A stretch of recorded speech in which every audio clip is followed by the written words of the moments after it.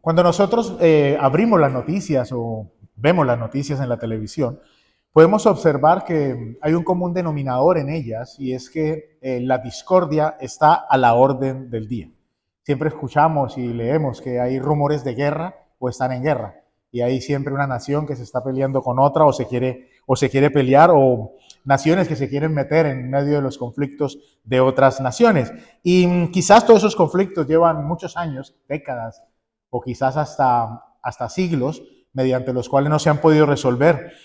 Y también es interesante que esos conflictos no solo se dan en medio de las naciones, sino que los conflictos también hacen parte de la sociedad y hacen parte de nuestras relaciones interpersonales. Por eso cuando nosotros abrimos nuestro teléfono y vemos algunos estados de WhatsApp o vemos algunas redes sociales, podemos ver que hay personas que están pasando conflictos. ¿Por qué? Porque cuando uno lee o ve las publicaciones, podemos discernir que hay personas que las utilizan para sacar lo peor de ellos, quizás discutiendo o hasta insultando a otros con disimulo. Solo la persona que lee la noticia o que ve o el que sabe que hay un conflicto se da cuenta que realmente no es un pensamiento aislado, sino que son indirectas que se utilizan en medio de las redes sociales para manifestar lo que hay dentro de nosotros. Las personas pueden discutir por política, pueden discutir quizás hasta por creencias religiosas, la economía global, pero lo más interesante es que cuando uno escucha o ve las discusiones que tienen, puede ver en esas discusiones una convicción al hablar de temas en los cuales ni siquiera son expertos. Hablan de política y no son expertos en política. Hablan de economía, no son expertos en economía. Hablan muchas veces de temas religiosos sin ser teólogos y sin tener los conocimientos profundos. Y entran en discusiones que realmente no llevan a ningún lado. Y esas manifestaciones muchas veces también exteriorizan agresiones con el punto de imponer nuestro objetivo o nuestro punto de vista. Queremos imponerlo, o sea, es lo que yo dije y ya está, no hay cabida para que otras personas puedan manifestar el de ellos. Vivimos en tiempos donde la discordia ocupa la mayor parte de nuestra vida, o sea, siempre estamos con discordias y lo más interesante es que ocupa parte de nuestra vida personal y nuestra vida familiar, nuestra vida sentimental. Por eso vemos familias que se encuentran en continua discordia, están siempre con discusiones a tal punto que se han normalizado los conflictos, que no se concibe la vida en paz. Y es como, bueno, hoy no hemos discutido, o sea, aquí debe haber gato enmochilado, aquí algo debe pasar, aquí algo no va bien, porque llevamos 2 o 3 días o llevamos una semana sin tener una discusión. Entonces no se concibe como parte de la vida natural o la vida normal el vivir en paz. Y eso quizás puede traer también incomodidad. Y es por eso que, especialmente en los conflictos familiares, nos ahogamos en vasos de agua. Cualquier cosa es el detonante para tener un conflicto en casa, hasta la más mínima. La semana pasada nosotros vimos que la salvación que Dios nos da tiene un componente vertical, un componente en una dirección o una dimensión vertical. Nosotros estábamos muertos en nuestros delitos, nuestros pecados, y Dios nos dio vida. Y dice que nos resucitó y nos sentó juntamente con Cristo. Eso lo vimos la semana pasada. Y hoy, en Efesios capítulo 2, versículos 11 al 16, Pablo se enfrenta a la mayor división, la división más profunda que ha habido en la historia de la humanidad. Y era la división que había entre judíos y gentiles. Y a través de esta palabra, el día de hoy, Pablo nos va a enseñar lo que Dios hizo para resolver la discordia. Y de esa manera, Pablo nos va a mostrar que no solo existe una dimensión vertical en la salvación, sino que también hay una dimensión horizontal que involucra nuestra relación comunitaria, nuestra relación con otras personas, especialmente con la familia de la fe. Y para esto Pablo nos va a invitar a 3 cosas, a que recordemos 3 cosas. Lo primero que nos dice Pablo es: recuerden de dónde vienen. Versículos 11 y 12. Efesios capítulo 2, versículos 11 y 12. Recordad pues que en otro tiempo vosotros, los gentiles en la carne, llamados incircuncisión por la tal llamada circuncisión, hecha por manos en la carne, recordad que en ese tiempo estabais separados de Cristo, excluidos de la ciudadanía de Israel, extraños a los pactos de la promesa, sin tener esperanza y sin Dios en el mundo. Pablo ve la necesidad de recordarles a los hermanos de Éfeso que ellos eran gentiles en la carne. ¿Por qué? Porque lo que determinaba que eran gentiles o no era el simple hecho de no pertenecer al pueblo de Israel, a no pertenecer al pueblo judío. Y había marcas externas que representaban o que las personas que eran judíos se tenían que hacer, como el caso de la circuncisión. Entonces Pablo le dice, es que ustedes eran incircuncisos en la carne, porque no se habían hecho la circuncisión. Y también les dice la situación en la cual se encontraban antes de ser adoptados por Dios. Les dice que estaban separados de Cristo. ¿Por qué? Porque el Mesías era la esperanza para los judíos, no para los gentiles. Los judíos vivían con la esperanza de que el Salvador iba a venir. Ellos no estaban esperando ningún Salvador, por lo tanto, no tenían ninguna promesa para la cual esperar. Lo segundo que le dice es que estaban excluidos de la ciudadanía de Israel. Israel se había definido por la Torá, por la ley, como una ciudadanía o como una nación separada del resto de las naciones. Ellos tenían orden de Dios de separarse, aunque luego no lo hicieron, pero la ley, la Torá, las leyes de las dietas, los hacían una nación diferente a las demás naciones. Ninguna otra nación tenía las leyes del pueblo de Israel, ninguna otra nación comía la comida del pueblo de Israel, ninguna otra nación tenía las normas que regían a los ciudadanos de Israel. Y Dios los preparó con esas leyes para protegerlos a ellos mismos. Dios estableció las leyes no para él, sino para proteger al pueblo de Israel. Porque el pueblo necesitaba límites, necesitaba unos linderos, necesitaba un cuadro en el cual se tenían que conducir para evitar consecuencias, ya que las demás culturas estaban llenas de idolatría. Lo tercero que les recuerda es que eran ajenos a los pactos de la promesa. ¿Por qué? Porque los pactos que Dios hizo con Abraham, con Moisés y con David eran solo para los judíos, solamente para los judíos. Por lo tanto, ellos pensaban, los judíos, que si un gentil quería acceder a los pactos que regían al pueblo judío, se tenía que hacer judío, mediante las prácticas que antes mencioné. Lo cuarto que les dice era que vivían sin esperanza. Al no ser parte de Israel, obviamente no tenían la esperanza que tenía Israel, porque ellos no se sentían como, como el pueblo elegido por Dios. Por lo tanto, para ellos no había esperanza, solo había esperanza para los judíos. Y por último, estaban viviendo sin Dios en el mundo. Aunque la ciudad de Éfeso estaba lleno de dioses, o sea, ninguno de los dioses que tenían podía ejercer la paternidad. Como vimos la semana pasada, ningún dios a los cuales ellos adoraban podría representar, podría amarlos como un padre los amaba. Por lo tanto, los gentiles, ¿sí?, a diferencia de los judíos, vivían en orfandad. No conocían lo que era la paternidad. Adicionalmente, la circuncisión, esta manifestación externa, pasó a ser de esa señal con el pacto de Dios, la señal que se hacían los judíos, pasó a convertirse en un elemento para despreciar a otras personas. Por eso, o sea, algo así como un apodo, como un sobrenombre. No sé si en todos los países el apodo y el sobrenombre existe, pero es más o menos como eso, ¿no? Es interesante que Pablo les dice a los gentiles que ustedes eran los llamados incircuncisos, porque los sobrenombres tienen una particularidad, y es que suelen utilizar los rasgos de una persona o algo que les falta para etiquetarlos con el sobrenombre. Por eso escuchamos expresiones como el mocho, por ejemplo. ¿Por qué? Porque le falta una pieza. ¿Sí? O sea, no representa nada de su carácter, sino que es algo que es totalmente físico. Y si no la tienes, te conviertes en eso, en el sobrenombre. Lo que representa, no tienes nombre, no tienes persona, no tienes sueño, no tienes dignidad, simplemente eres una etiqueta. Y en la época de Pablo, los gentiles tenían una etiqueta, los incircuncisos. Y así se referían a ellos, no tenían nombre, ese incircunciso. Así se referían a ellos. Y esto lo podemos ver nosotros en la actualidad también. no con la circuncisión, pero sí, por ejemplo, escuchamos con todo este tema de la inmigración, hay unas etiquetas para el ilegal, el indocumentado. O sea, no existe el nombre, no es que es una persona, no, el que no tiene papeles. Esa es la etiqueta y no hablan de una persona, sino que está hablando de un estatus migratorio. Reducen a una persona a un estatus migratorio. Y lo mismo pasa con el divorciado, la madre soltera, el de la silla de ruedas, el calvo, el visco, el tuerto, etcétera, etcétera, etcétera.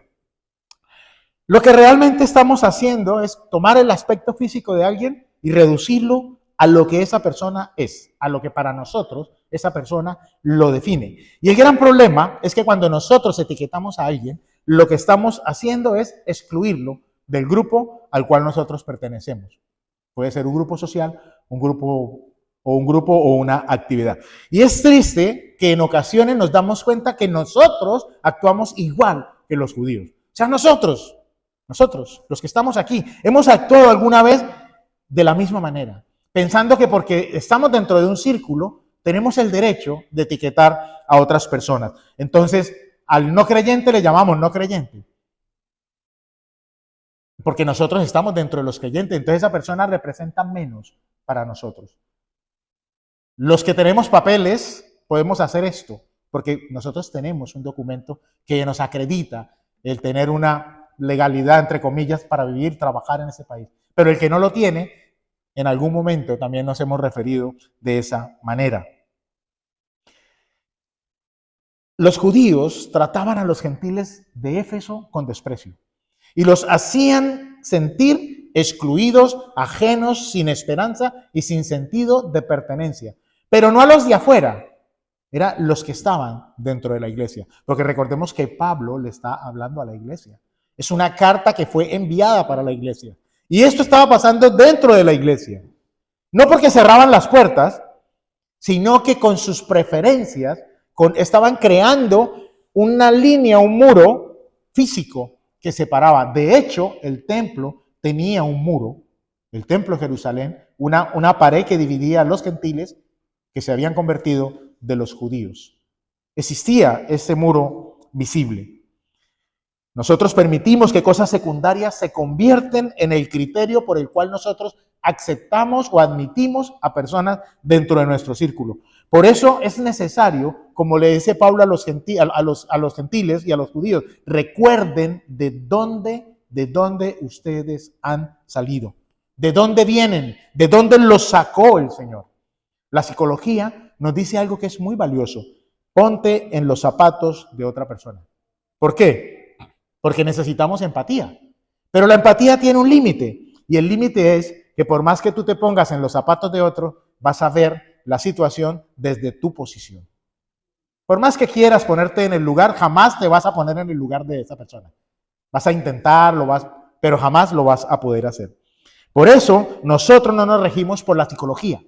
Nos regimos por la Biblia, porque Pablo en estos versículos le está diciendo lo siguiente, no le está diciendo, imagínense cómo se sentían los excluidos. Les está diciendo, recuerden de dónde vienen, porque ustedes antes estaban excluidos y Dios los ha injertado y los ha puesto aquí. Está hablando a la iglesia. Lo segundo que le dice Pablo es, recuerden la iniciativa de Dios. Capítulo 2, versículo 13. Pero ahora en Cristo Jesús, vosotros que en otro tiempo estabais lejos, habíais sido acercados por la sangre de Cristo. Y es que después de que Pablo les recuerda a los judíos y a los gentiles que están en la iglesia de dónde el Señor los ha sacado, Pablo resalta algo que es importante. O sea, les dice, el hecho de que ustedes hayan sido rescatados no es lo más importante. Lo más importante es que Dios es quien decide irrumpir en la vida de la humanidad para salvarla, para resolver un problema que la humanidad no podía resolver por sí mismo. Ninguno de nosotros nos podíamos salvar por nosotros mismos. Necesitábamos la incursión de Dios, que Dios tomara la iniciativa y enviara a su Hijo a morir en esa cruz para darnos a nosotros la salvación. No se podía hacer de otra manera. No habían pactos, no había compra de indulgencia, no había absolutamente nada que pudiéramos hacer para recibir esa salvación tan grande que nosotros hemos recibido. Lo hemos hecho solamente por la misericordia y la gracia soberana de Dios. Ahora nosotros estamos en Cristo Jesús. Vivimos en Cristo Jesús. Y eso es lo que nosotros necesitamos entender hoy. Y espero que usted se vaya con esto hoy. La humanidad no podía romper los muros de separación por sí misma. No podían, los judíos no podían romper esa pared por sí mismos que los separaban de los gentiles. Y es más, los mismos gentiles que antes habían sido etiquetados, ahora se creían judíos, ahora se creían el pueblo de Dios y entonces miraban al resto de los gentiles con desprecio. Y eso nos pasa, mis hermanos. Nos pasa, nos olvidamos el lugar de donde Dios nos sacó. Y eso nos hace a nosotros vivir sin misericordia. No nos duelen las almas que se pierden. No nos duelen. No nos importa. ¿Por qué? Porque somos orgullosos. Estamos enfocados en nosotros mismos, en nuestro deseo de poder, en nuestro deseo de autonomía. Queremos siempre tener la razón, ser los mejores. Y no nos importan las demás personas. No queremos convivir con aquellos que son diferentes a nosotros. Los menospreciamos, inconsciente o conscientemente. Menospreciamos a las demás personas. Pero esto solo puede cambiar cuando nosotros reconocemos en humildad nuestra necesidad de Dios. Que sin Dios no podríamos estar en este lugar, hermanos. Sin Dios no podríamos tener los beneficios y las bendiciones que hemos alcanzado. ¿Por qué? Porque solo Dios tiene el poder para transformar las vidas y los corazones. Sin el poder de Dios obrando en la vida de nosotros y en nuestros corazones, nosotros, hermanos, estaríamos igual que la gente de allá afuera, despreciando a Dios y viviendo la vida que no vivimos ahora, solamente agradando al mundo. Solamente necesitamos echar un vistazo a la historia. Ningún hombre ha podido hacerlo. Nosotros vemos que los hombres intentan buscar la unidad y siempre logran la división. Logran la división. Ningún hombre ha podido establecer la paz en el mundo. Ningún hombre lo ha podido hacer, ni lo va a poder hacer. ¿Sabe por qué? Porque lo quieren hacer en sus medios, por sus propios medios, por sus leyes. Cada revolución que se hace para buscar la paz genera nuevas jerarquías, genera corazones endurecidos, generan personas que quieren imponer su ley. Derrocan un dictador y se pone otro. Porque quieren tener el poder. Los seres humanos no tenemos los recursos suficientes para destruir la hostilidad que existe en la humanidad. Ni siquiera para destruir la que existe con nuestras esposas, con nuestros hijos, con nuestros familiares. No podemos hacerlo, porque no tenemos las herramientas. Necesitamos a Dios para poderlo hacer. Por eso Pablo no les dice, ustedes se acercaron, sino que les dice, ustedes han sido acercados. Porque el hombre por sí mismo no busca a Dios. No tiene esa naturaleza innata de buscar a Dios. Al contrario, nuestra naturaleza es rebelde y es de vivir a espaldas a Dios. Sin Dios, nosotros jamás podríamos estar aquí. Jamás. Y esto es muy importante para nosotros y creo que se debe considerar con seriedad. Porque es el único evento en la historia donde se ve que el ofendido es el que va donde el ofensor. Eso no se ve, naturalmente no se ve. Cuando uno lee este pasaje en Efesios, notamos que los verbos de este versículo tienen a Cristo como el centro. Pablo dice, Él, hablando de Cristo, hizo uno de ambos pueblos. Él, hablando de Cristo, derribó la pared. Él abolió la enemistad. Él creó un solo hombre nuevo. Él reconcilió a ambos. Él dio muerte a la enemistad.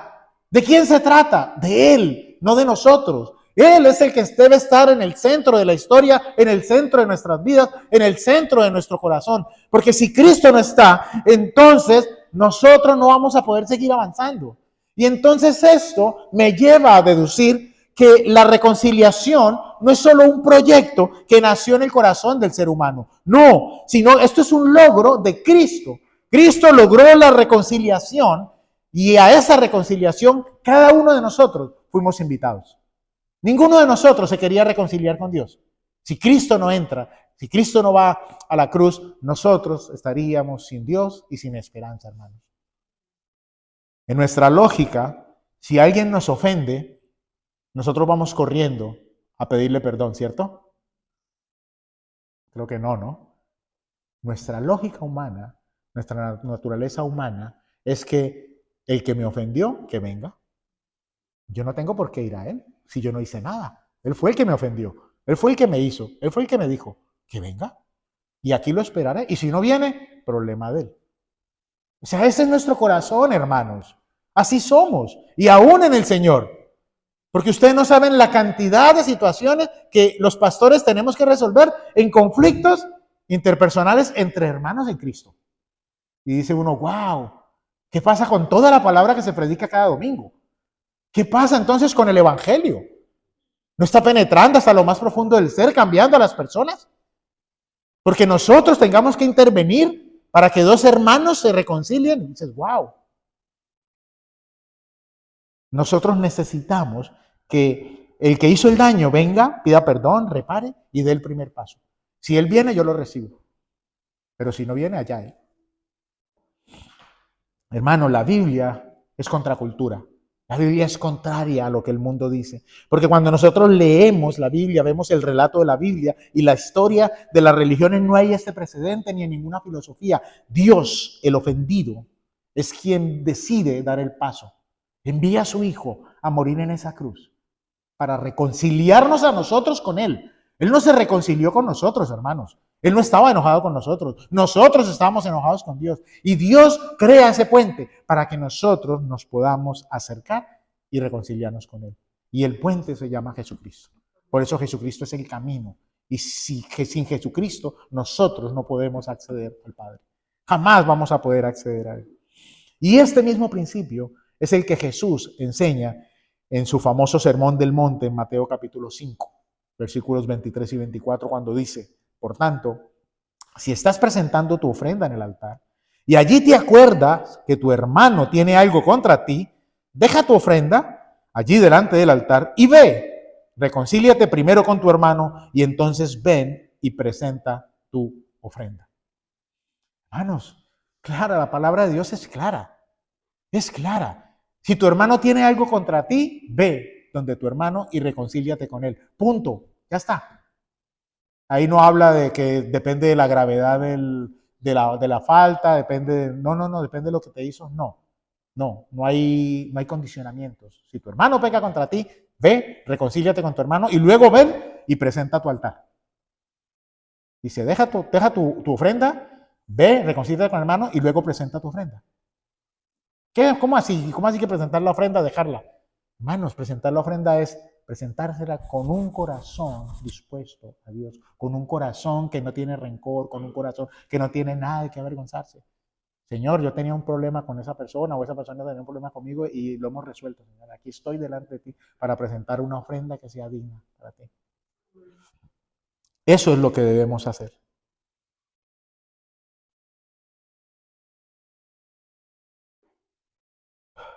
Nosotros tenemos que tender el puente para la reconciliación siempre. Somos nosotros, no los ofensores. El orgullo no nos deja obedecer, no nos deja obedecer. ¿Sabe por qué? Porque nosotros pensamos que si nosotros somos los que vamos al ofensor, estamos mostrándonos débiles. Es una señal de debilidad. Y eso ante la sociedad y ante el mundo, eso no es permitido. ¿Por qué? Porque los débiles, el mundo se los come, el mundo los destroza. Entonces necesitamos ser fuertes y no puedo mostrar ningún tipo de debilidad. Pero, ¿a quién debemos los cristianos agradar? ¿Al mundo con sus parámetros o a Dios obedeciendo sus mandatos? No podemos olvidar que, al igual que los gentiles en Éfeso, nosotros fuimos acercados a Dios. ¿Y cómo fuimos acercados? No por esfuerzo religioso, no por mérito, ninguno de nosotros tenía mérito, no por circuncisión, yo creo que aquí no hay circuncisos, no por cumplir la ley, ninguna ley, fue simplemente por medio de la sangre de Cristo. Por medio de la sangre de Cristo, que se derramó en la cruz del Calvario por amor de nosotros sin merecimiento. Sin merecimiento. Ninguno de nosotros hizo algo para que Dios fijase sus ojos en nosotros. Por eso cuando nosotros alabamos al Señor y cantamos canciones como la que cantamos hoy, que narran y hablan del sacrificio de Cristo en la cruz, o sea, tu corazón se debe poner en un puño. Tu corazón se debe acongojar cuando entiendes la magnitud de lo que Cristo hizo en la cruz del Calvario y lo que ganó para ti. Lo tercero que le dice Pablo a los hermanos de Éfeso es que recuerden que en la cruz hubo dos muertes. Versículos 14 al 16. Porque Él mismo es nuestra paz, quien de ambos pueblos hizo uno, derribando la pared intermedia de separación, aboliendo en su carne la enemistad, la ley de los mandamientos expresados en ordenanzas, para crear en sí mismo de los dos un nuevo hombre, estableciendo así la paz. Y para reconciliar con Dios a los dos en un cuerpo por medio de la cruz, habiendo dado muerte en ella a la enemistad. Es interesante que Pablo no dice que Cristo trae paz, tampoco dice que Cristo nos enseña paz, ni que Cristo es un negociador de la paz, sino que claramente dice que Cristo es nuestra paz. Esto es crucial para nosotros porque Pablo lo que quiere es que los lectores entiendan que la paz no es un programa de estrategias, no es un sentimiento, no es algo que se consigue en función de nuestros deseos. Hoy quiero arreglar las cosas con fulano porque me peleé, pero hoy no me apetece estar en paz con la gente y entonces voy a pelear con todo el mundo. No, Pablo nos está diciendo que la paz que necesitamos es una persona y esa persona se llama Jesucristo. Jesucristo es el único que nos puede dar la paz que nosotros jamás vamos a poder entender, que sobrepasa todo entendimiento. Jesús, por medio de la cruz, de ese sacrificio en la cruz, derribó el muro físico que estaba dividiendo a los judíos de los gentiles. Eliminó la hostilidad que los separaba. Logró poner fin a ese sistema de leyes y ordenanzas y mandamientos. Cuando les dice que la circuncisión debe ser del corazón y no de la piel. Dentro de la iglesia, hermanos, Dios logró la paz entre judíos y gentiles. Algo que no se esperaba, ni se podía lograr por medio de ellos. Dios los unió. Hizo de dos pueblos uno y los llamó su pueblo. Los llamó la iglesia. Hermanos, si no fuera por Cristo, no podríamos convivir juntos. Dominicanos, con ecuatorianos, con cubanos, con venezolanos, con colombianos, no podríamos convivir juntos, porque nuestra tendencia natural es a juntarnos con los mismos. Entonces los ecuatorianos se juntan con ecuatorianos, los colombianos con colombianos, y así vamos, formamos guetos, formamos grupos, siempre con cosas que son afín. Si no fuera por Cristo, hermanos, nosotros no haríamos parte de este pueblo que se llama el pueblo de Dios. No lo haríamos. Por eso en estos últimos versículos Pablo nos muestra que Cristo destruyó en la cruz del Calvario. Derribó la pared intermedia de separación. Está haciendo referencia al muro físico, como les dije hace un momento, que separaba a los gentiles de los judíos. Cristo abolió la función separadora de la ley. Segundo, no destruyó la santidad de Dios, sino que destruyó el sistema que hacía de la santidad de Dios un instrumento de división. Porque las personas le estaban exigiendo a las otras personas que hicieran lo mismo para poder convertirse en judíos o para poder ser miembros de una comunidad. En la cruz, Cristo terminó con los mandamientos y ordenanzas que estaban creando esa separación.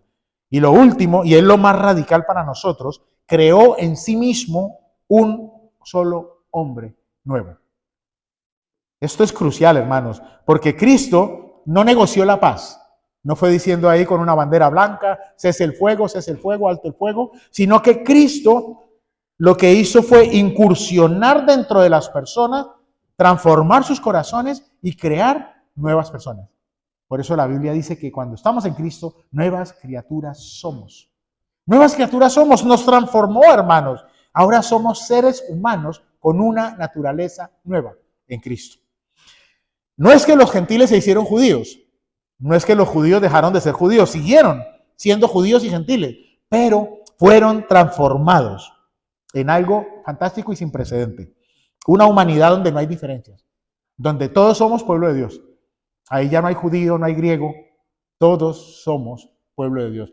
Delante de Dios, todos, absolutamente todos, tenemos la misma dignidad y el mismo valor como hijos suyos. Todos, absolutamente todos. Pablo termina el versículo 16 afirmando algo que también Cristo hizo en la cruz. Y dice, habiendo dado muerte en ella a la enemistad. ¿Qué significa esto para nosotros los creyentes?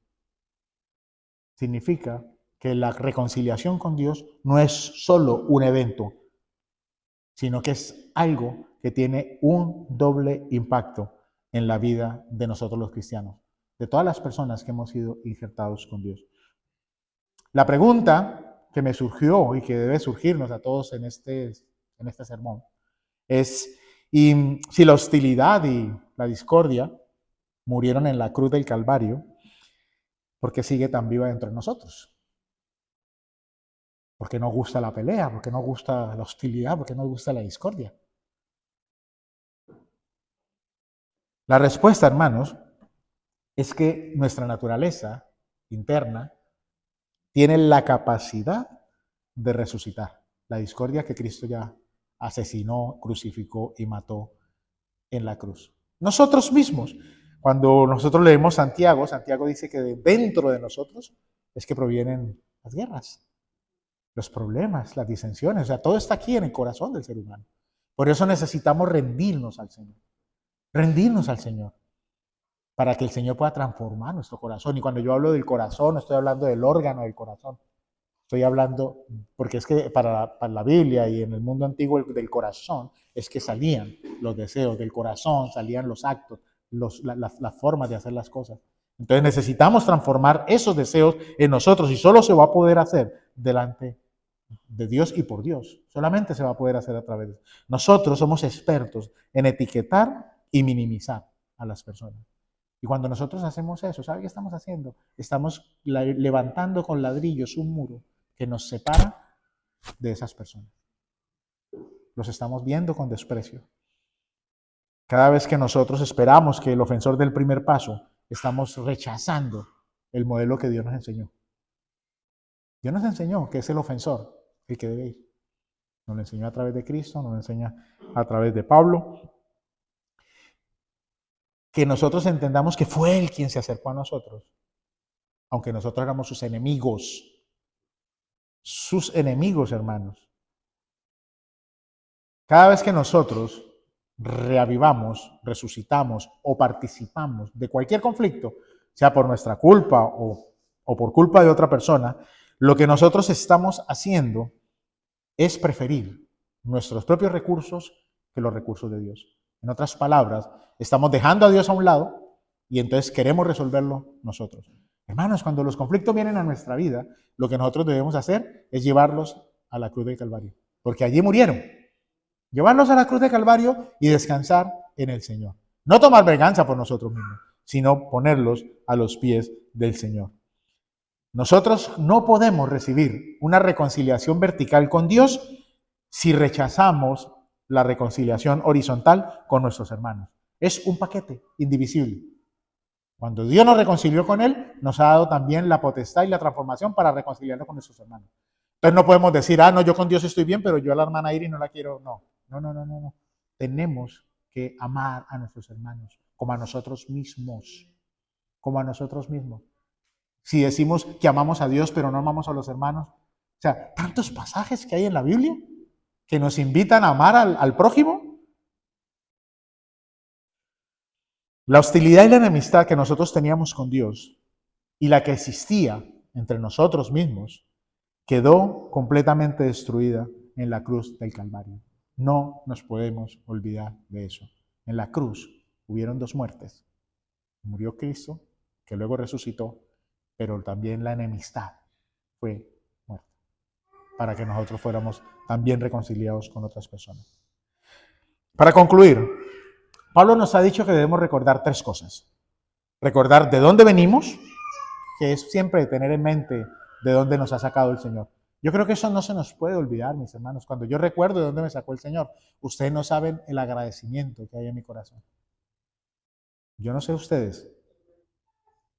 Lo segundo es que en la salvación la iniciativa fue de Dios. El ofendido vino, tendió un puente para que yo me acercara a Él. ¡Wow! Y lo tercero es que en la cruz murieron dos. Cristo murió, pero la discordia también murió con Él. No es una poesía, hermanos. Es teología. está aquí en la Biblia. Por eso es necesario que nosotros recordemos que esto es una realidad que debemos tener presente. Él se acercó a nosotros sin nosotros merecerlo.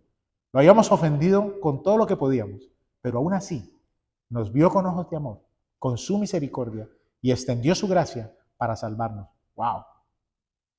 Si nosotros estuviésemos en el lugar de Dios, quizás hubiésemos condenado a muchísimas personas.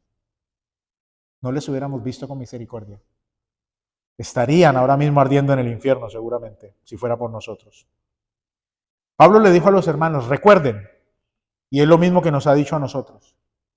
Pero no se trata de recordar como un ejercicio mental. Yo voy a pensar que... No. Se está tratando de recordar como un acto de obediencia. Como un acto de obediencia. Porque cuando nosotros recordamos quiénes éramos, cuando estábamos fuera de la iglesia, y que Dios se acercó para dejarnos entrar y hacernos parte de su pueblo, entonces ya no podemos cerrar la puerta. No podemos cerrar la puerta ni de nuestro corazón, ni cerrar la puerta de nuestra casa, ni cerrar la puerta del lugar donde nosotros estemos. Tenemos que extenderle a las demás personas la misma misericordia. Nosotros cuando recordamos lo que Dios hizo no nos podemos sentar a esperar a que otros vengan a hacer lo mismo. Cuando recordamos que la hostilidad murió en la cruz, entonces vamos a entender que nosotros no somos nadie, ni tenemos ningún derecho para resucitarla. Debemos vivir en paz y no ser el objeto ni el origen de las hostilidades y las discusiones. Y permítanme cerrar el sermón con palabras de Pablo en Romanos capítulo 12, versículo 18. Si es posible, en cuanto dependa de ustedes, tengan paz con todos los hombres. Vamos a orar.